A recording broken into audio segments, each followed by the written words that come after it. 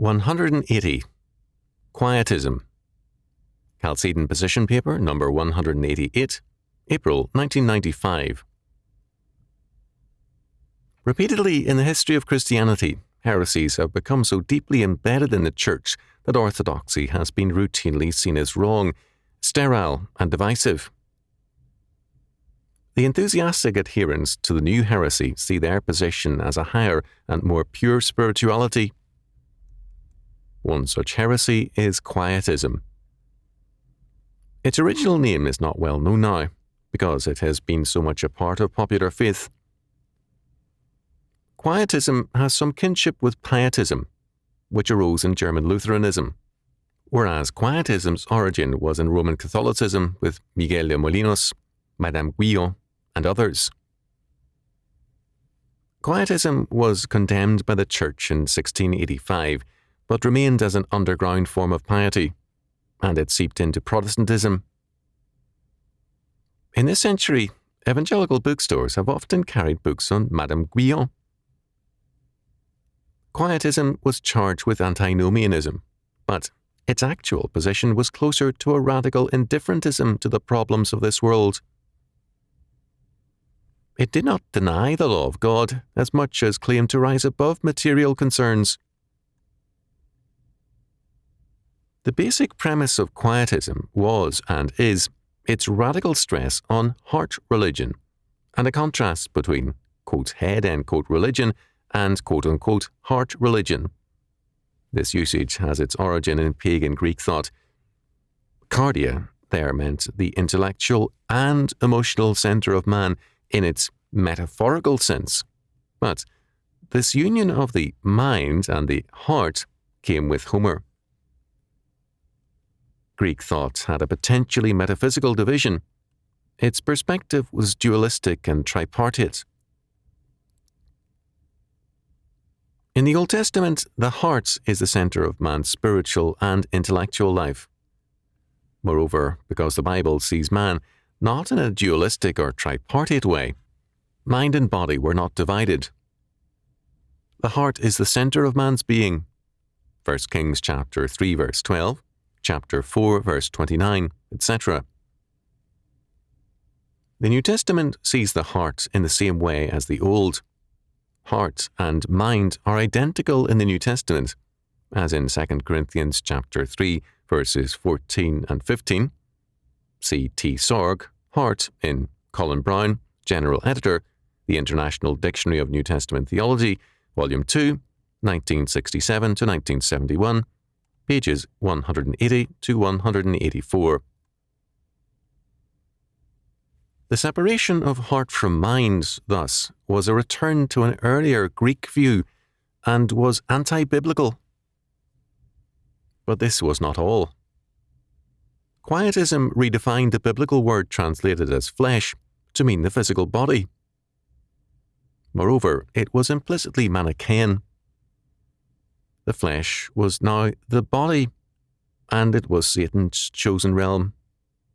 Fernando Cervantes, The Devil in the New World, 1994, page 111. In Homer, flesh meant the meat of the body, but not the bones. Greek thinkers saw the soul of man as in some measure divine and therefore good, whereas the body, sarx, was lustful and given to lawless appetites. To become quote-unquote pure, one Hellenic thinker in the early church, later condemned for some of his false beliefs, castrated himself. He soon found that his mind was lustful. In the Old Testament, flesh refers to man as a whole, a created thing. Flesh means also transitory, as in Isaiah chapter 40, verses 6 and 8. All flesh is grass. In the New Testament, flesh is used in several senses.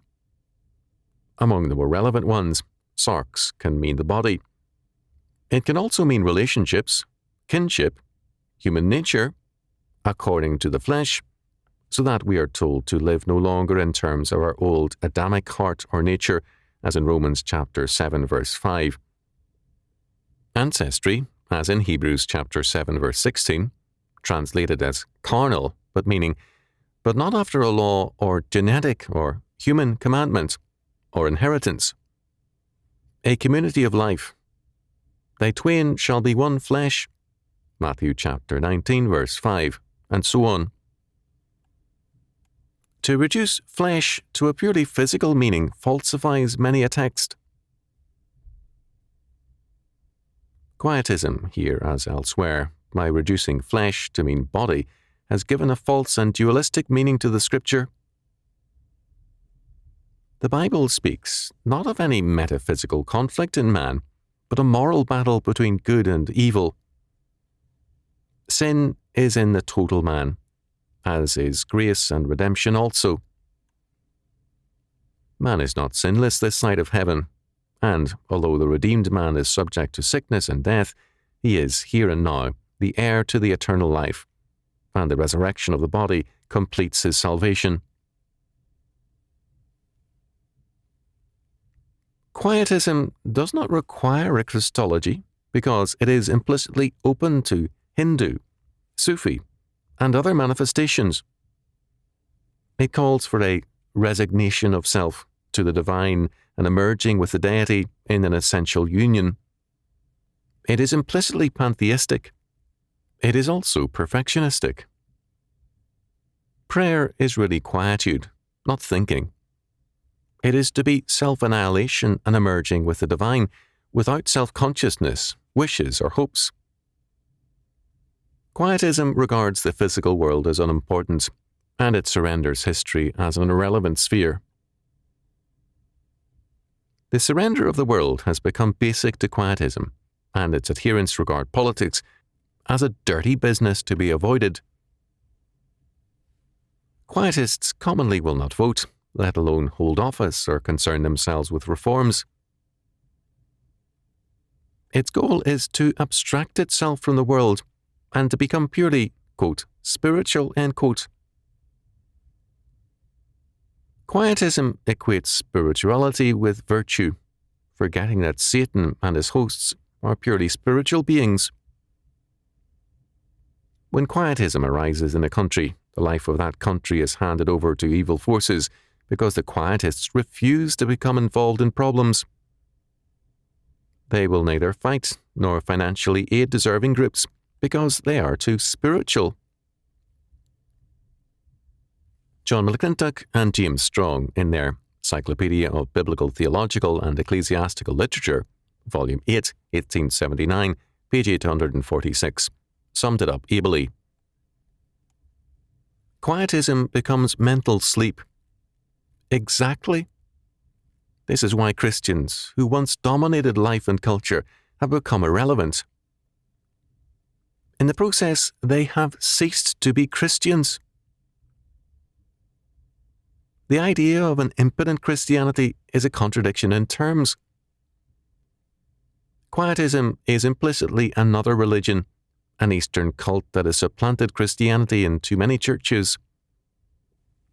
It is another religion, and yet it insists that it is the true faith, spiritual Christianity.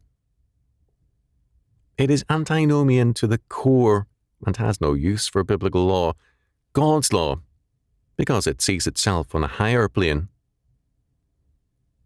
It is so self-blinded that it sees irrelevance as a virtue. Quietism professes to exalt prayer to a place of centrality, when, in reality, it trivializes prayer into a man-centered practice of self-improvement and self-exaltation. In true prayer, the servants, soldiers, and family of the Lord seek and gain marching orders from their King, rest and refreshment, and their needs are met and their lives empowered. Quietism surrenders the Christian calling for the delusion of bliss,